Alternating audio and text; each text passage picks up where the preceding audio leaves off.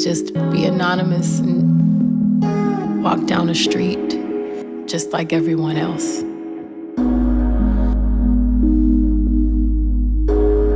Before I was famous, I was the girl on the hill with the guitar. I was the girl that just wanted a beautiful view of the beach. And now that I'm famous, it's really, really difficult to do very simple things. I think it's the hardest thing to give up. But my mother always taught me to be strong and to never be a victim, never make excuses, never expect anyone else to provide for me things that I know I can provide for myself.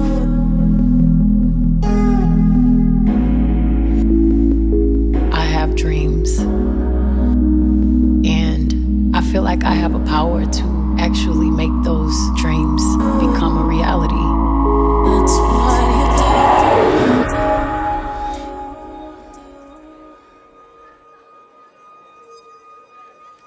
When you're famous, no one looks at you as a human anymore. You become the property of the public. There's nothing real about it.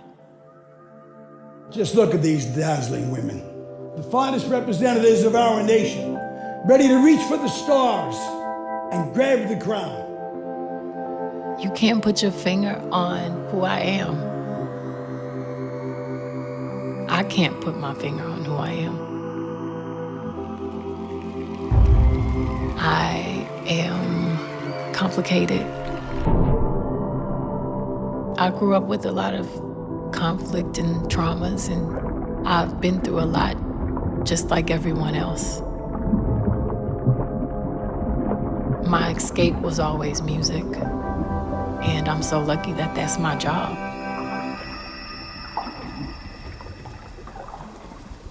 But if I accomplished all of these things and had no one to share with, it would be worth nothing.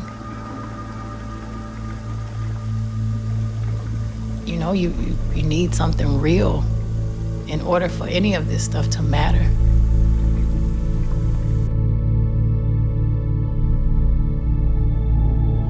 You have to have something that is forever.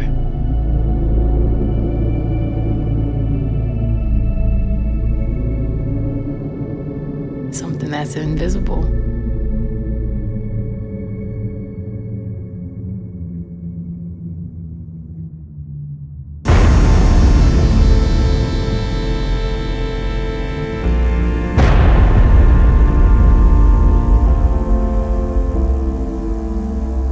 I was brought up seeing my mother try to please and make everyone comfortable. And I always felt like it was my job to fix the problem. People pleaser. But I'm no longer afraid of conflict. And I don't think conflict is a bad thing.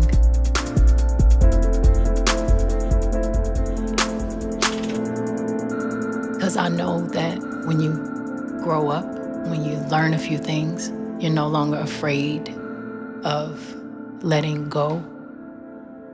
You're no longer afraid of the unknown.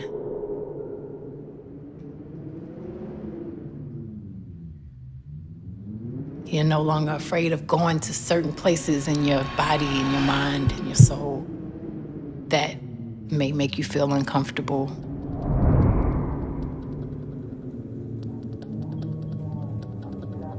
And it all starts with if you can look at yourself in the mirror and say, I like that person, you know?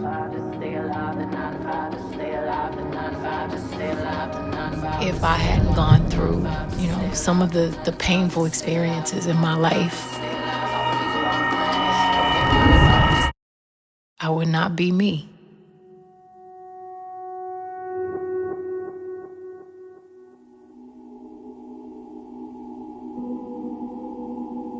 I feel like my body is borrowed and this life is very temporary.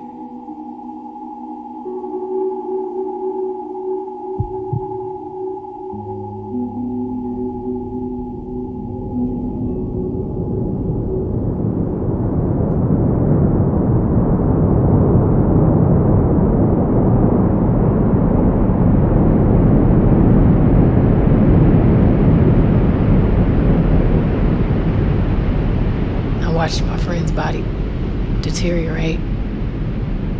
And to see someone pass on so gracefully, put everything into perspective.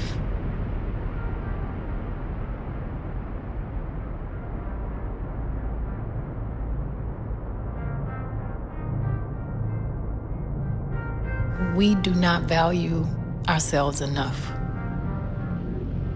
Especially young people don't really appreciate how brilliant our bodies are. I've always been very, very specific and very choosy about what I do with my body and who I want to share that with.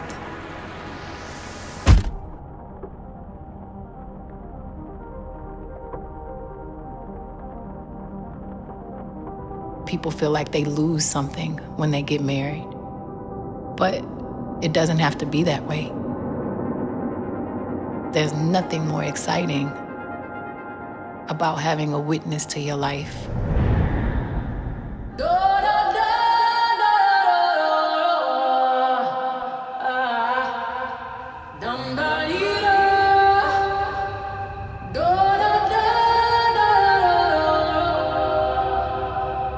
I always consider myself a feminist, although I was always afraid of that word because people put so much on it. When honestly, it's very simple. It's just, a person that believes in equality for men and women. Men and women balance each other out, and we have to get to a point where we are comfortable with appreciating each other.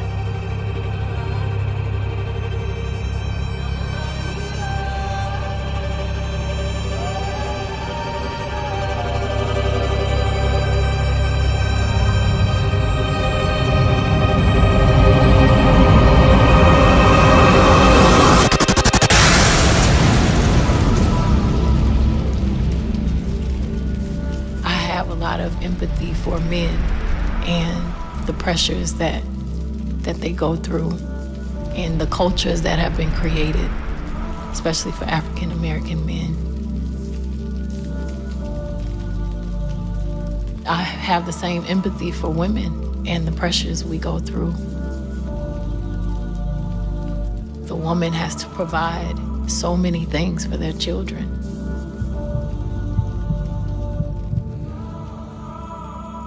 I consider myself a humanist.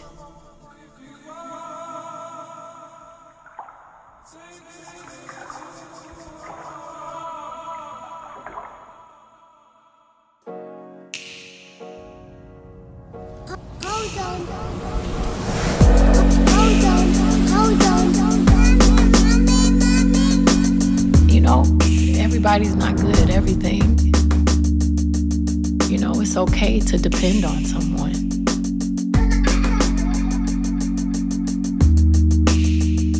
It's actually what we're supposed to do. We're supposed to depend on each other.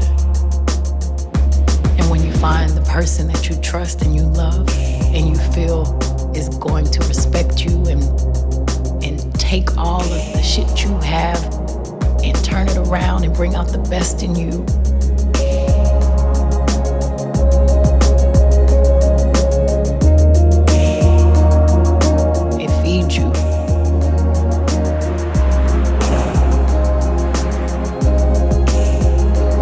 it is the most powerful thing you can ever feel in your life.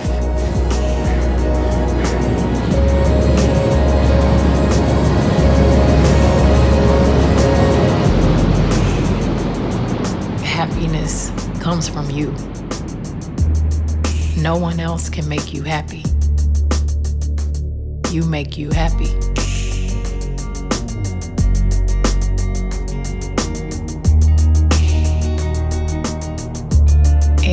One thing that's for sure, the love I have for music, for my husband,